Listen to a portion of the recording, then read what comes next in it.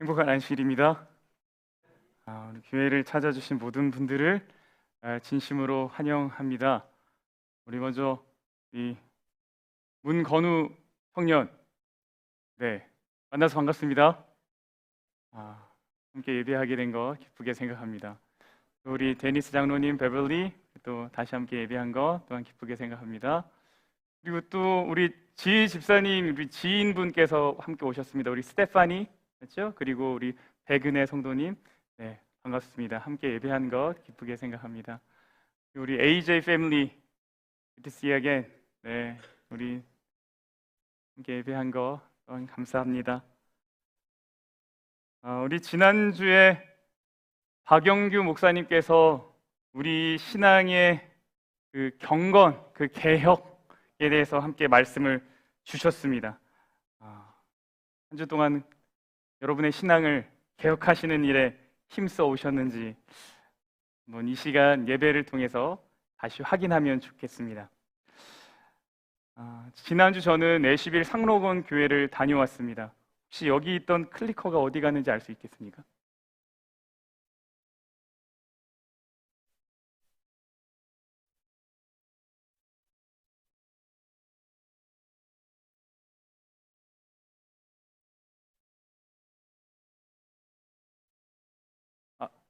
네. 전 지난주에 그 애쉬빌 상록원 교회를 방문하였습니다. 제가 애쉬빌 상록원 교회 예식 담임으로 있습니다. 사실 일찍 가봤어야 했는데 사실 너무 늦게 간 감이 있죠. 우리 샬롯 교우님들께서는 제가 없으셔서 저를 그리워하셨는지 아니면 있으나 없으나 신경을 안 쓰셨는지 제가 잘 모르겠지만 제가 없었기 때문에 여러분들께서 더 많이 수고하시고 봉사하시고 헌신하셨다는 것을 알고 있습니다. 여러분 덕분에 제가 또 저에게 주어진 임무들을 또 소임을 다할 수 있는 것을 인해 또한 감사합니다. 애쉬빌 상록원 교회 예배 모습입니다. 이렇게 다 같이 모여서 예배를 드립니다. 지난주 저희 2주 동안요 나면서부터 소경된 자에 대한 말씀을 나누었습니다. 기억하십니까? 나면서부터 앞이 안 보였던 사람을 예수님이 고쳐주셨습니다. 그리고 소경은 이 과정에서 사람들에게 설명했습니다. 근데 바리새인들은 그 이야기를 잘 믿었다고요? 안 믿었다고요? 믿지 않았다고요. 그래서 계속해서 같은 질문을 했죠. 너 어떻게 났어? 너 어떻게 났어? 바리새인들은 자신들의 오류를 인정하지 않고 그들의 눈으로 본 것을 거절하였습니다. 그들이 예수를 향해 가지고 있는 이 선입견과 편견 때문에 그게 너무 강렬해서 예수님을 보지 못했던 것이죠. 요한복음 39장은 이렇게 이야기합니다. 내가 심판하러 이 세상에 왔으니 보지 못하는 자들은 뭐하게 하고요? 보게 하고요. 보는 자들은 맹인이 되게 하려 함이라 하시니라. 여기에 보면 눈을 떴지만 보지 못한다라고 하는 이러한 맥락의 이야기는요, 이 사람들이 예수님에 대한 편견과 선입견을 가지고 있었다는 말입니다. 여러분, 편견이 무엇인지 아십니까? 편견. 예수님에 대해서 한쪽으로 치우친 생각을 이들이 가지고 있었다는 거예요. 하나님의 법을 어기는 사람이다라는 거죠. 선입견은 무엇입니까? 아직 예수님을 직접 만나보고 경험해보지 않은 상태에서 미리 마음속으로 굳어진 것이 있었어요. 예수님은 이런 분일 거야. 이렇게 얘기를 하더라. 그 생각을 가지고 예수님을 계속해서 바라보는 거죠. 그래서 바리새인들은 예수님에 대한 편견과 선입견 때문에 예수님을 바로 보지 못했습니다. 반면에 이 편견과 선입견을 극복하고 믿음의 자리로 나아가서 예수님으로부터 아주 크나큰 위로를 경험한 사람이 있습니다. 바로 오늘 본문에 등장하는 수로보니게 여인입니다. 이 여인에 대해서 마태는 가나안 여인이다라고 이야기하고요, 마가는 수로보니게 여인이다라고 말합니다. 수로보니게가 어디냐면요, 이게 시리아랑 페니키아의 이제 합성어로 이제 수로보니게라고 얘기하는 거예요. 바로 이 지역입니다. 이 빨간색 원으로 되어 있는 곳이요. 그 오른쪽 바로 아래에 있는 조그만 호수가 있는데 그것이 갈릴리 호수입니다. 그래서 갈릴리 북쪽에 있는 해안가 지역이 바로 페니케아 지역이고, 이 여인이 그 지역 사람이에요. 그러니까 헬라인이었고요, 이방인이었습니다. 여러분이 아시다시피 유대인들은 헬라인 이방인들을 어떻게 취급해요? 굉장히 하찮게 취급하죠. 근데 이 여자에게 있어서, 이 여인에게 굉장히 큰 아픔이 하나 있었는데, 그것이 무엇인가 하면 자신의 딸이 아프다는 거예요. 근데 그냥 아픈 것이 아니라 귀신이 들렸는데요, 이 정신이 오락가락하는 정도가 아니라 흉악하게 귀신이 들렸다고 오늘 성경은 이야기합니다. 원어로 보면 목숨이 위태로울 정도의 상황이에요. 근데 죽음을 마주하고 있는 상황입니다. 근데 그러던 어느 날 이 수로보니게 여인이 예수님의 소문을 듣게 돼요. 그리고 예수님이 이 동네에 오셨다는 걸 알게 됩니다. 그래서 예수님을 찾아가서 무슨 얘기를 해요? 딸을 고쳐달라는 이야기를 하죠. 얼마나 간절했는지 성경은 그 여자가 소리를 질렀다고 이야기를 해요. 근데 이 여자가 예수님을 만나고 병이 낫기까지, 그 딸이 병이 낫기까지의 과정에 4번의 큰 위기가 있습니다. 몇 번이요? 4번. 4번의 위기가 있어요. 그리고 이 4번의 위기를 이 여자가 어떻게 대체하는지를 우리가 좀 살펴보겠습니다. 첫 번째는요, 여인이 저를 좀 불쌍히 봐주세요 라고 요청을 했는데, 예수님이 거기에 대고 뭐라고 하시는지 아세요? 아무 말씀도 하지 않으십니다. 그래요? 나를 불쌍히 여기소서, 내 딸이 흉악하게 귀신이 들렸나이다 하되, 예수는 뭐 하지 않았어요? 한 말씀도 하지 않으셨어요. 이게 첫 번째 위기예요. 첫 번째 위기요. 두 번째 위기는 제자들이 이 여자를 굉장히 귀찮아한다는 사실입니다. 제자들이 와서 청하여 말하되 그 여자가 우리 뒤에서 소리를 지르니 뭐라고 하래요? 그를 보내소서. 이 여자 너무 시끄러워요, 예수님. 좀 저리 가라고 하세요 라고 하는 거예요. 근데 오늘날 이렇게 얘기하면 이거 뭐예요? 따돌리는 거죠. 따돌리는 거. 여러분, 따돌림 당해본 사람 압니다. 이 이야기를 들어본 사람은 알아요. 이것이 얼마나 상처가 되는지요. 이게 야, 너 저리 가, 이거보다 훨씬 상처가 많아요. 왜요? 차라리 직접 이야기를 하면 내가 거기다 뭐라고 대꾸라도 하죠. 근데 그렇게 얘기 안 하고 뭐라 그래요? 야, 쟤 지금 가라 그래. 난 쟤가 있으면 아주 불편해. 근데 이야기를 어떻게 해요? 다 들리게 해요. 다 들리게 해요. 그러니까 이 여자가 마음이 기쁘겠어요? 안 기쁘겠어요? 안 기쁘죠. 속상하죠. 이 여자가 예수님의 제자라는 사람들한테 그런 소리를 들은 거예요. 제자들에게는 뭐가 있냐면 아주 뿌리 깊은 편견과 선입견이 있는 거예요. 이 편견과 선입견 때문에 이런 이야기를 하는 거예요. 세 번째는요, 24절에 있습니다. 예수께서 대답하여 이르시되 나는 이스라엘의 집에 잃어버린 양 외에는 다른 데로 보내심을 받지 아니하였노라. 그러니까 예수님이 뭐라 그러냐면 나는 이스라엘에게만 보냄을 받은 거야 라는 내용의 이야기를 하세요.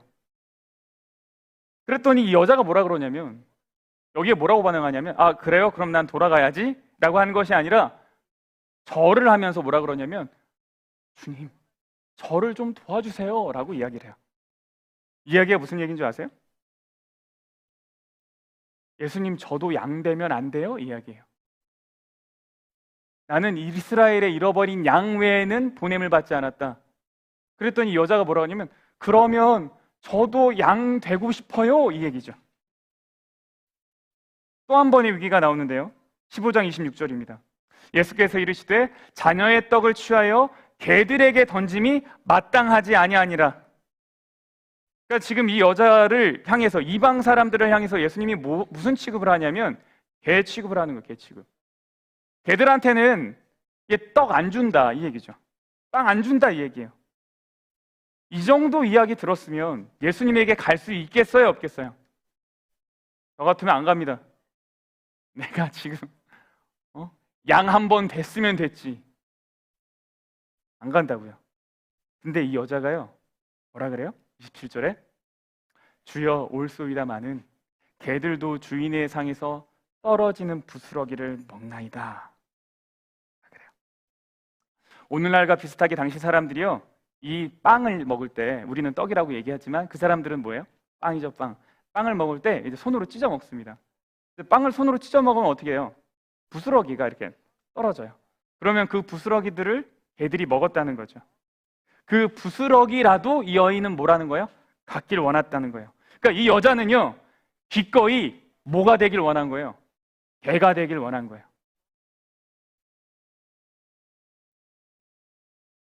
딸을 향한 구원의 간절함 때문에, 딸의 병고침을 위해서 그것이 너무 간절했기 때문에 양도 됐다가 개도 된 거예요. 그러니까 여인이 말하는 건 이런 거죠. 맞아요. 예수님 맞아요. 저 개 같은 존재라고 이야기하는데 맞아요. 그런데 그럼에도 그 부스러기는 먹을 수 있잖아요. 하나님 엄청 크시잖아요. 예수님의 은혜는 너무나 크잖아요. 그럼 그 은혜의 부스러기라도 있겠죠. 그 은혜의 가장자리라도 있겠죠. 제가 그것 먹을 수 있잖아요. 그 부스러기라도 제가 있으면 좋겠어요 라고 하는 것이 여인의 마음이죠. 우리가 여기서 생각을 먼저 해봐야 될 것은 이 예수님이 왜 이렇게 했는가 이죠. 이게 도대체 뭐냐? 어떤 사람들은 이 예수님의 이야기를 보고 학자들은 이렇게 이야기를 합니다. 예수님 역시 유대인이었고 그래서 이방 사람들을 뭐 했다? 차별했다 라는 이야기를 하기도 하죠. 근데 여러분, 이 이야기는요, 예수님이 이방 사람들을 차별한 이야기가 아니라 오히려 이방인의 믿음과 제자들의 믿음을 비교해가지고 우리에게 영적인 교훈을 주고자 함입니다. 아주 적나라하게 비교해요. 적나라하게. 왜 그런가 하면 예수님이 이 여인의 믿음에 대해서 이미 알고 있었습니다. 이미 알고 있었어요. 이 여자가 예수님을 부르는데 뭐라고 불러요?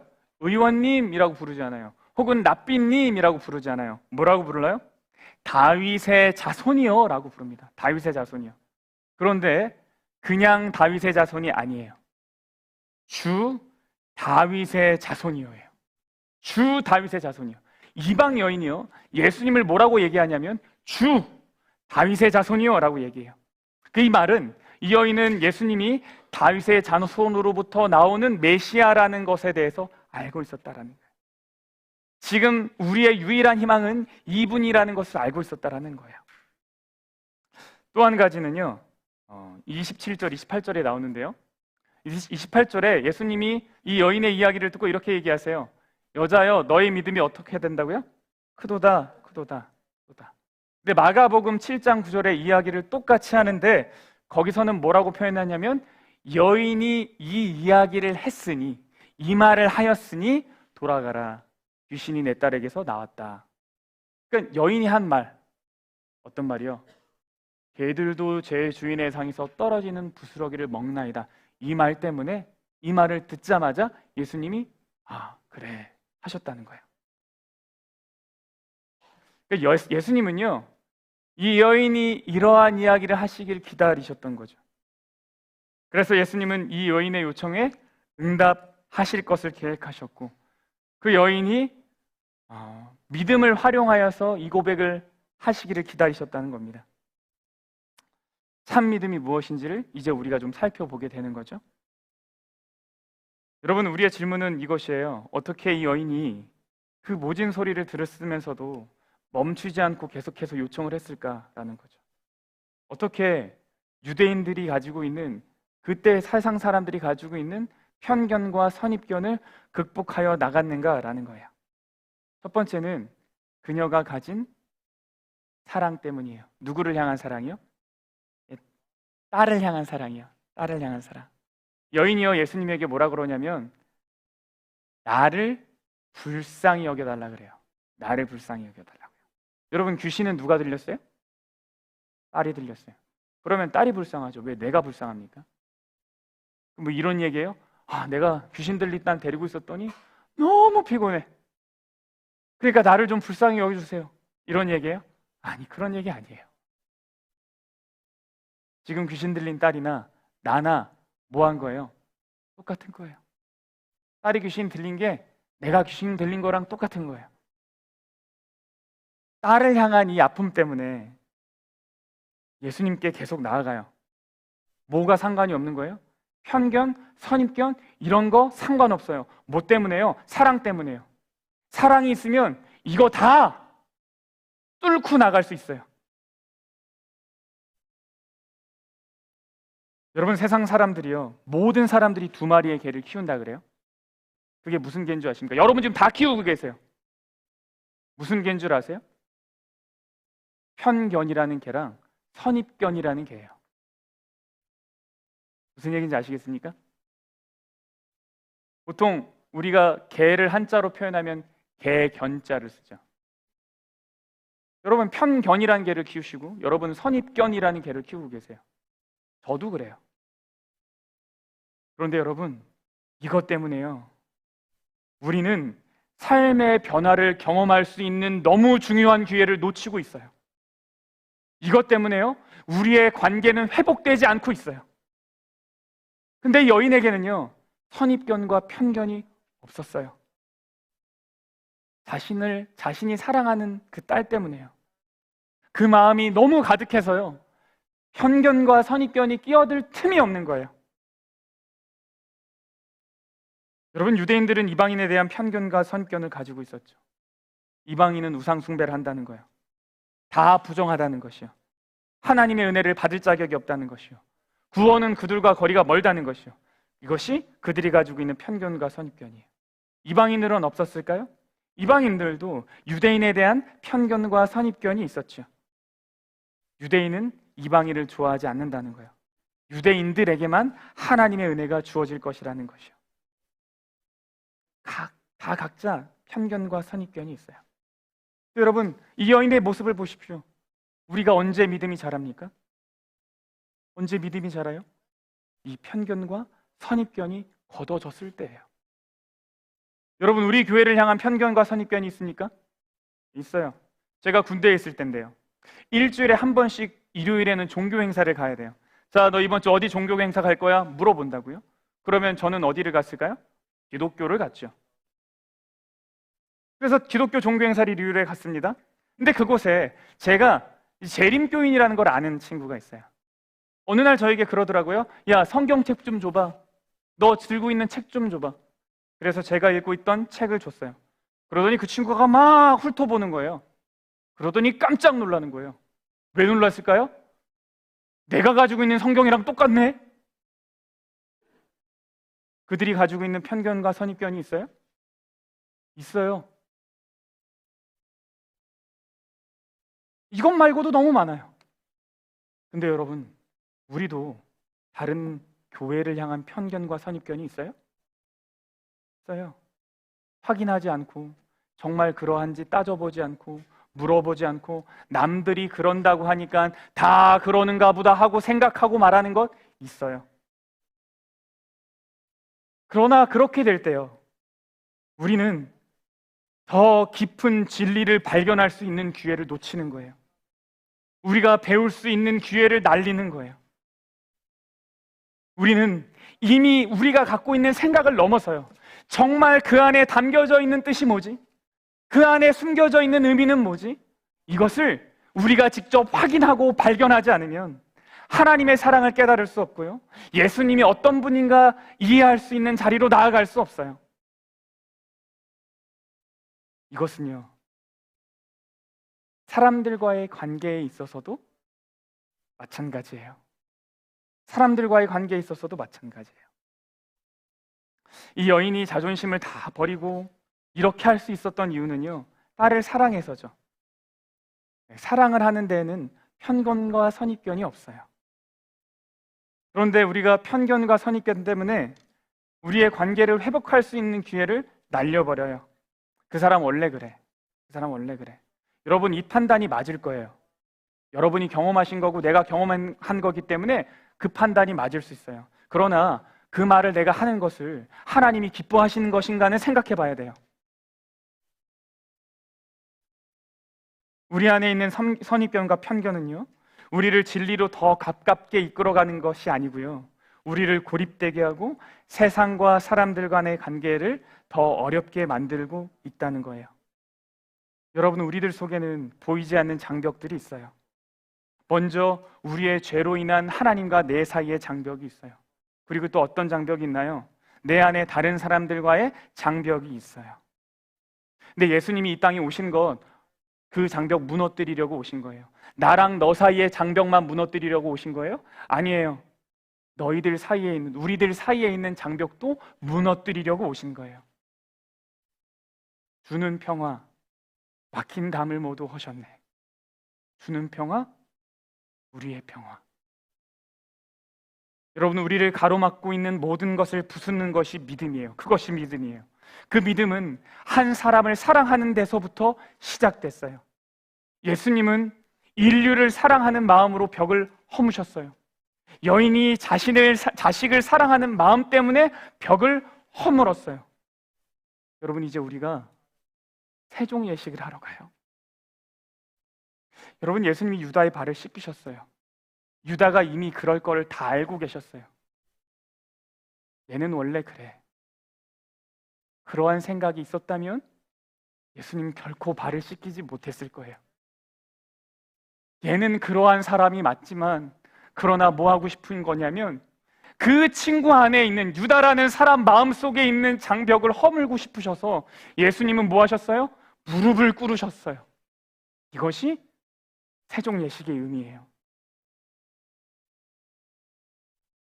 세종 예식은 하나님이 우리의 마음속에 있는 그 장벽들이요, 선입견과 편견들을 허물도록 하실 수 있도록, 우리가 하나님이 내 안에 그 일을 하실 수 있도록 우리를 그 자리에 두는 거예요.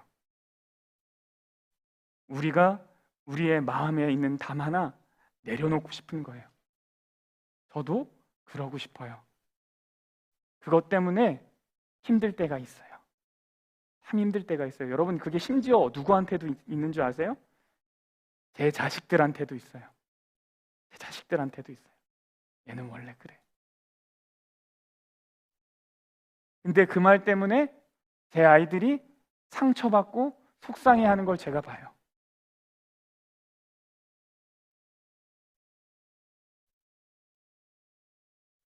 우리 안에 있는 모든 편견과 선입견을 하나님께 맡기는 시간이 되었으면 좋겠습니다. 그리고 오직 모든 것을 허물게 했던 그 순수한 하나의 사랑에 우리를 집중시켰으면 좋겠습니다. 여러분, 이런 마음으로 기도하면서 이 예식에 참여하기를 부탁드립니다. 하나님, 내 안에 편견의 담 하나 내려놓고 싶어서 제가 무릎을 꿇습니다. 하나님, 제가 제 안에 있는 선입견 하나 내려놓고 싶어서 무릎을 꿇습니다.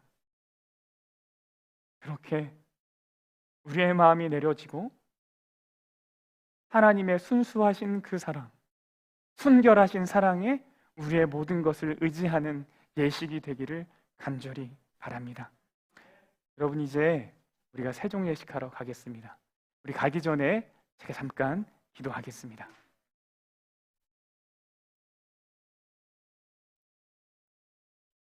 우리를 사랑하시는 아버지 하나님, 우리는 그릇되기를 좋아하고요, 이기적이고요, 다른 사람을 사랑하는데 서툰 사람들인데, 원래 그런 저희들을 외면하지 아니하시고 기꺼이 우리의 발을 씻기셨던 예수님의 사랑을 인해 감사합니다. 이제 우리가 예수님의 본을 따라 우리의 마음에 있는 담 하나 내려놓고 서로의 발을 씻기고자 하오니, 성령 하나님, 이 시간 우리 마음에 역사하여 주시옵소서. 예수님 이름으로 교원하옵나이다. 아멘.